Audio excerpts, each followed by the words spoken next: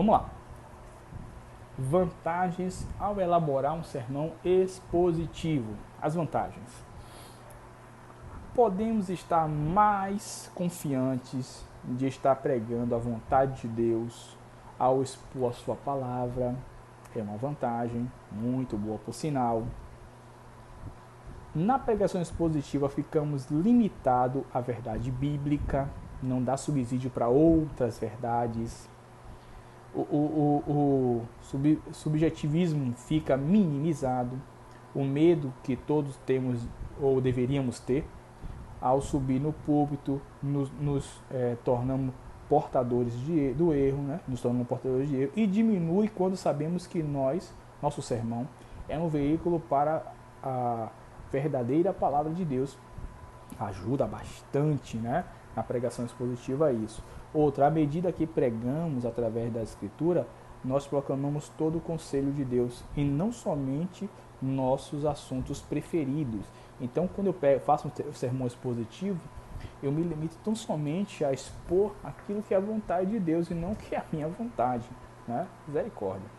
Geralmente, o contexto da passagem inclui sua própria aplicação. Desculpa, que é uma outra vertente. Olha que vantagem maravilhosa do sermão expositivo. Geralmente, a mensagem que eu escolhi, no próprio contexto do texto, já inclui sua própria aplicação, sem que eu precise dar ênfase que seria a aplicação. Então, já é uma vantagem singular. Outra importante, frequentemente a Bíblia fornece uma estrutura literária que pode ser vista de base para o esboço do sermão. Então, no texto já tem referências que você pode fazer uma boa base para o sermão. Eu vou te dar uma aqui, mas você tem várias que você pode fazer. Muito fácil, muito simples. Por incrível que pareça, é só fazerem o que nós estamos fazendo, né? Estudar. Podemos inserir assuntos delicados na sequência expositiva, sem sermão, inoportunos. Todo pastor sabe que é difícil tratar de certas questões melindrosas, né? Em especial quando a comunidade as identifica com certos membros. Por exemplo, sexualidade, homossexualismo. Então o texto já te dá esse embasamento sem você precisar se expor. Lembra que você está expondo o texto, não se expondo. Então, quando o assunto é mais desse critério, normalmente você se encaixa num texto expositivo, porque aí você não se expõe. Você expõe o texto, e o texto tem referências para que ele mesmo se coordene. Você não tem.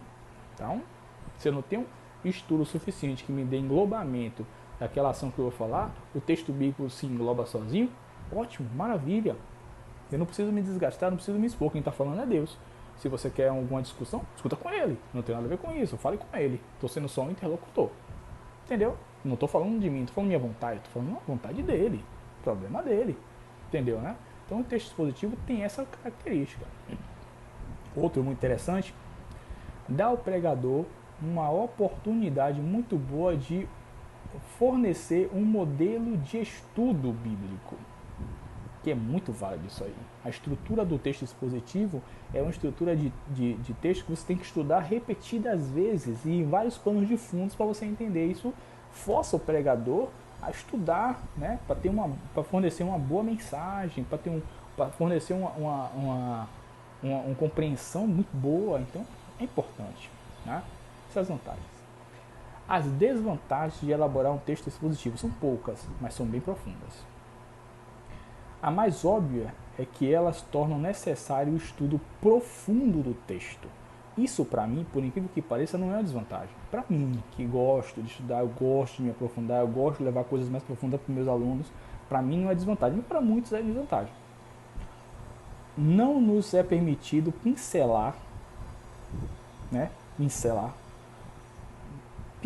melhor, um versículo já usado antes, nem tirar algumas doutrinas que vislumbramos aqui e acolá. Não pode, não tem como. O texto é fechado, você escolheu um texto fechado, então toda ação doutrinária, todos os versículos não podem ser mesclados, pincelados, tem que ser voltados apenas para aquele contexto, aquele, acabou, assunto cerrado. Tá? Maravilha. Isso para mim também não é uma desvantagem, também é uma vantagem. Somos obrigados a batalhar por um entendimento por um entendimento da passagem toda. Não é um entendimento do versículo, né? Não é uma ação do versículo isolado.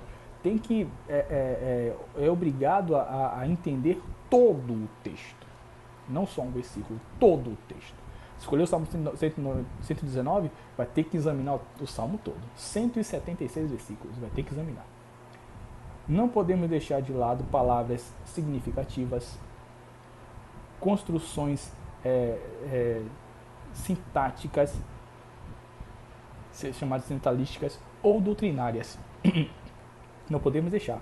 Temos que explicar ponto por ponto, cada critério assim, assim, porque se nessa época foi assim, hoje não é, por que foi assim na época, porque hoje não é, não pode ser deixado mais de lado. As palavras que são escritas no grego, hebraico, você tem que explicar.